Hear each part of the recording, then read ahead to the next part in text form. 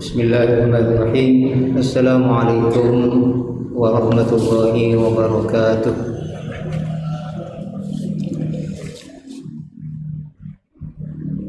Innal hamdalillah nahmaduhu wa nasta'inuhu wa nastaghfiruh wa na'udzu billahi min shururi anfusina wa min sayyiati a'malina. May yahdihillahu fala mudilla lahu wa may yudlilhu fala hadiya lahu. Asyhadu an la ilaha illallah wahdahu la syarika lahu wa asyhadu anna Muhammadan abduhu wa rasuluh la nabiyya ba'dah. Allahumma salli wa sallim wa barik ala abdika wa rasulika Muhammadin wa ala alihi wa ashabihi wa man tabi'ahum bi ihsanin ila yaumiddin. Rabbi shrah li sadri wa yassir li amri wahlul 'uqdatam min lisani yafqahu qawli.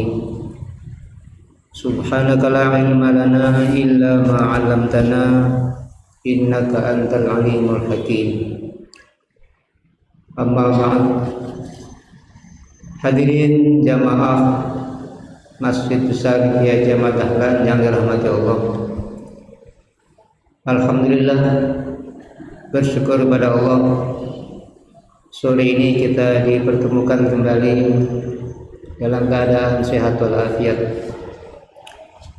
Salawat dan salam semoga tetap tercurahkan atas Nabi kita Muhammad SAW beserta seluruh keluarga, sahabat dan para pengikutnya sampai akhir zaman. Hadirin rahimakumullah, 13 hari kita melaksanakan ibadah Ramadan. Mudah-mudahan segala amal ibadah kita selama ini diterima oleh Allah Subhanahu wa taala sebagai amal yang soleh. Amin ya rabbal alamin. Hadirin rahimakumullah, saat ini kita sedang berkumpul di tempat yang paling mulia di muka bumi, yakni masjid. Sungguh ini satu keuntungan yang luar biasa. Banyak teman-teman kita saat ini sibuk di jalan-jalan, sibuk cari makanan, sibuk di pasar-pasar dan tempat-tempat lain. Sementara kita oleh Allah ditakdirkan bisa bertemu dan berkumpul di rumah Allah. Maka ini satu kenikmatan yang harus kita syukuri bersama, karena saat ini kita sedang dinaungi rahmat Allah, didoakan oleh para malaikat, dan nama kita disebut-sebut di makhluk planet. Jadi nama kita diviralkan oleh malaikat. Sungguh ini satu keuntungan yang luar biasa. Nah, tema kita pada pertemuan sore hari ini adalah hidup di zaman edan. Ada yang menyebut ini apa zamannya yang edan, apa orangnya yang edan gitu. Jadi zaman itu mengikuti kondisi masyarakat. Dahulu di zaman Nabi, sebelum Nabi lahir disebut zaman jahiliyah, karena memang orang-orang saat itu hidup dalam keadaan kebodohan, maka disebut dengan zaman jahiliyah. Jadi zaman mengikuti pola hidup dan keadaan masyarakat saat itu. Nah, saat ini kita hidup di tengah masyarakat yang penuh kegilaan atau edan, maka disebut zaman edan. Jadi nggak salah kalau orang menyebut zaman edan, walaupun yang edan itu orangnya. Jadi zaman mengikuti. Nah, di zaman edan itu memang menyedihkan. Namun kita Tidak cukup hanya menangis dan menyesali keadaan. Jumlah orang-orang teguh dalam iman dan kejujuran harus diperbanyak. Virus ini terus kita tularkan, jadi orang-orang baik harus lebih banyak bermunculan. Menurut pujangga bernama Bagus Burhan atau lebih terkenal dengan nama Ronggo Warsito, nanti dikaitkan dengan analisa Nabi ya, sabda Nabi bagaimana keadaan di zaman Edan itu. Ronggo Warsito menyebutkan begini, pada zaman Edan hanya orang Edan yang memperoleh bagian. Nah, berikut ini kutipan beliau.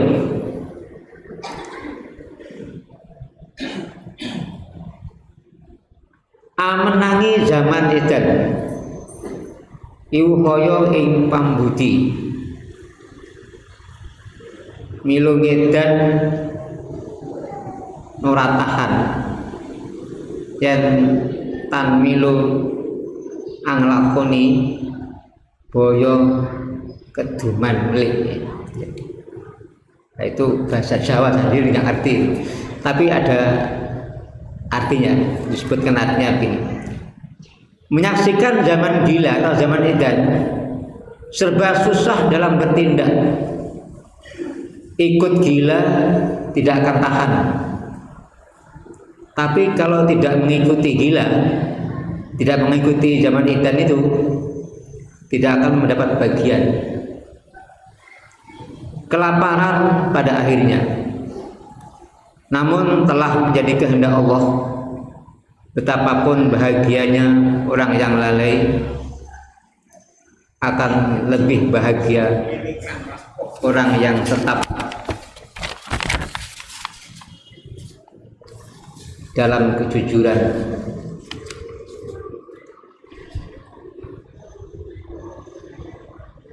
Namun kita harus yakin bahwa orang yang jujur pasti beruntung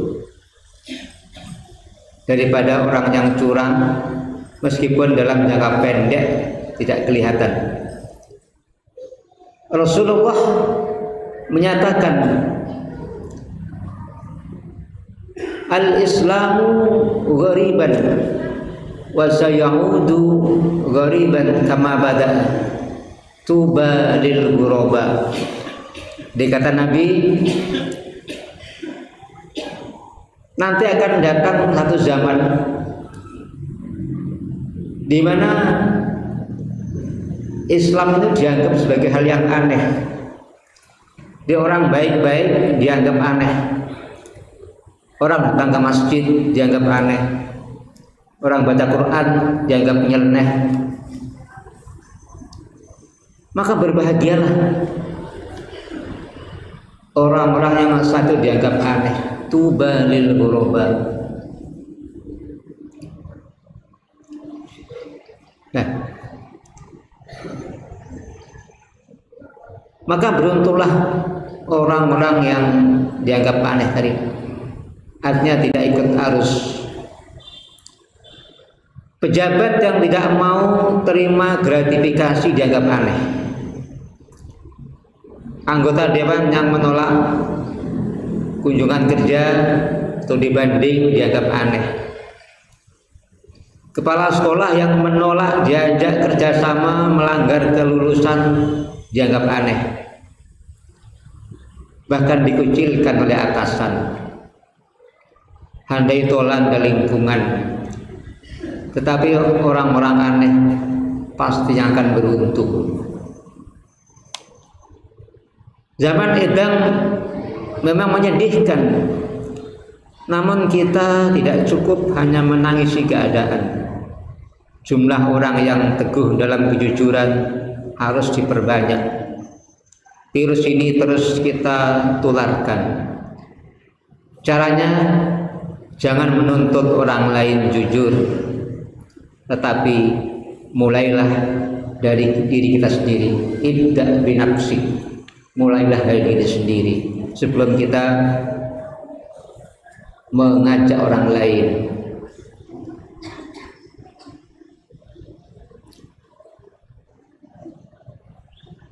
Maka mengembangkan dengan menggunakan rumus sederhana yang sudah populer, yaitu sekasur, sedapur, dan sesumur.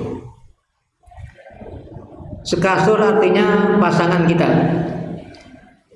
suami atau istri, ditulari agar teguh dalam kejujuran, agar teguh dalam menjaga iman. Karena menjaga iman di zaman internet ini bukan hal yang mudah. Godaan begitu berat, tantangan begitu hebat.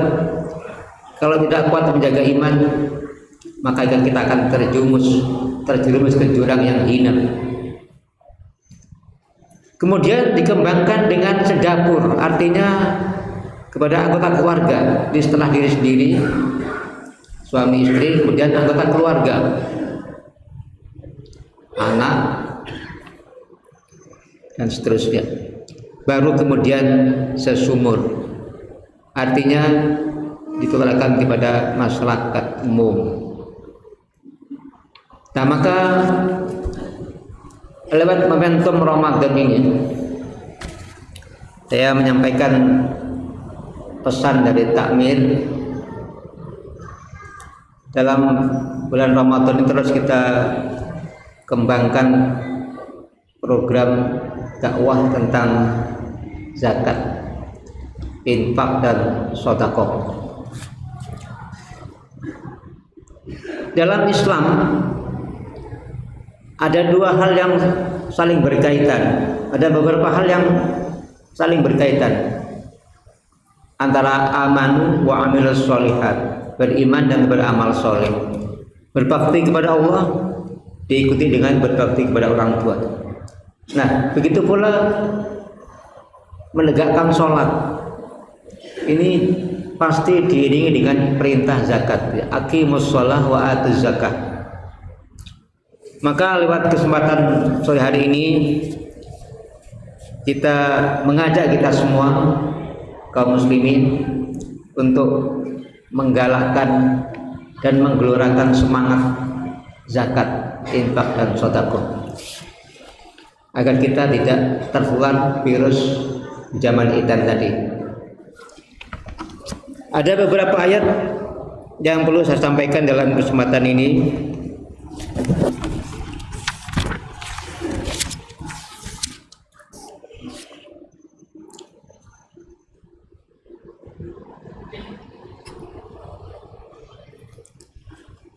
Misalnya di surah At-Taubah ayat 103, Allah menjelaskan, a'udzubillahi minasyaitonir rajim, khudz min amwalihim shadaqatan tutahhiruhum wa tuzakkihim biha wa sholli 'alaihim inna sholataka sakanul lahum. Ambillah zakat dari orang-orang kaya di antara kamu, di mana fungsi zakat itu adalah sebagai pembersih, tutahhiruhum wa tuzakkihim biha, dan mencucikan, wa sholli 'alaihim, dan doakan mereka, karena doamu itu merupakan ketenangan bagi mereka. Nah, tutahhiruhum di sini artinya membersihkan manusia dari sifat kikir dan terlalu cinta harta. Dia orang yang zakat itu akan membersihkan dirinya dari sifat-sifat tercela. Sifat tercela itu yaitu kikir, pelit, bakhil, karena terlalu cinta pada harta. Kemudian wa tuzakkihim biha, dan mencucikan Di zakat itu dari kata zakat, dari kata zakat, dia mensucikan, menyuburkan, mengembangkan. Maka kalau harta kita ingin berkembang, jauhi renten, jauhi riba, tapi lewat zakat, infak dan sedekah. Dalam beberapa ayat Allah menjelaskan orang yang berinfak, bersedekah di jalan Allah akan dibalas beberapa kali lipat, bahkan sampai 700 kali. Cuma kadang-kadang manusia itu ragu, Pak. Karena keraguan tadi, maka dia enggan bayar zakat, enggan bersedekah, enggan berinfak. Nah, di zaman Abu Bakar dulu, ketika beliau diangkat jadi khalifah, program pertama antara lain memerangi orang-orang yang tidak mau membayar zakat, dipaksa, didatangi. Mas, sampean sudah masuk kategori muzaki karena sudah mencapai nisab, maka wajib zakat. Dipaksa. Itu makna ayat yang saya bacakan tadi. Khudz min amwalihim shadaqatan. Nah, apa bedanya zakat, sedekah dan infak?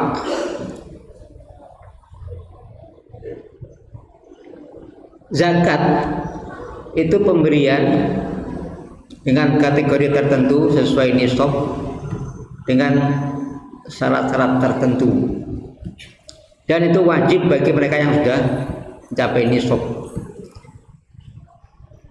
Adapun infak itu juga pemberian berupa harta yang kegunaannya untuk kepentingan sosial, misalnya untuk membantu rumah sakit, pembangunan masjid, pembangunan musola, membangun panti-panti asuhan dan seterusnya. Sedangkan sedekah bisa berupa harta, juga bisa non harta, dan itu sifatnya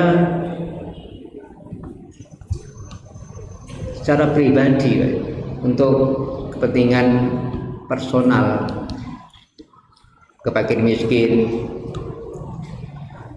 orang-orang yang membutuhkan dan seterusnya. Dan sedekah itu bisa berupa harta, bisa juga non harta, misalnya dengan tenaga, bahkan senyum diri itu masuk sedekah. Maka Nabi mengatakan tabassumuka fi akhika laka sedekah. Senyum kamu kepada saudaramu itu merupakan sedekah. Jadi kalau belum bisa bersedekah dengan harta, dengan duit, senyum aja yang banyak, Pak. Tapi jangan sendirian, Pak. Ada temannya. Kalau senyum sendirian tuh, ini jadi pertanyaan.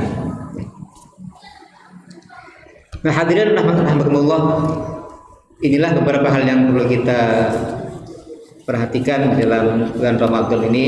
Jadi agar kita tidak terkena virus zaman intan ini, mari kita banyak-banyak berzikir kepada Allah lewat sholat, zakat, memakmurkan masjid, memperteguh iman. Insya Allah kita akan selamat dari pengaruh di zaman intan ini. Sebelum saya tutup, ada sebuah pesan dari takmir. Mohon nanti bapak-bapak yang mendapatkan minuman gelas, tolong dihabiskan, Pak. Ya. Jangan disisakan, itu mubadir namanya. Masih separuh dibuang, itu mubadir, teman-teman. Nabi pun menganjurkan jangan sampai menyisakan makanan, baik minuman maupun makanan. Kemudian nanti ketika sholat maghrib, begitu qomat segera merapat, menguruskan shop, jangan sini masih kosong, dan Nabi di barisan terdepan penuhi dulu, baru baris kedua, seterusnya.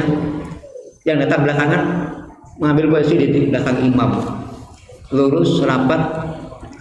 Nah, ini sebagai kesempurnaan salat berjamaah. Nah, mudah-mudahan apa yang saya sampaikan ini mendapatkan manfaat, semangat bagi kita, dan kita terus menggelorakan potensi kita dengan mengenaikan zakat, infak dan sedekah lewat lazismu. kita sudah membuka pintu pada bapak-bapak, ibu yang ingin menaikkan zakat, infak, sedekahnya lazismu membuka lebar-lebar. Mudah-mudahan Banyuwangi ini menjadi barometer lazis di Jawa Timur, karena insya Allah Banyuwangi ini potensinya sangat luar biasa. Momentum Ramadan ini menjadi tonggak awal kebangkitan kita sebagai umat Islam. Amin ya rabbal alamin. Kurang lebihnya mohon maaf. Nasrul minallah wa fathun qarib wa basyiril mu'minin. Wassalamualaikum warahmatullahi wabarakatuh.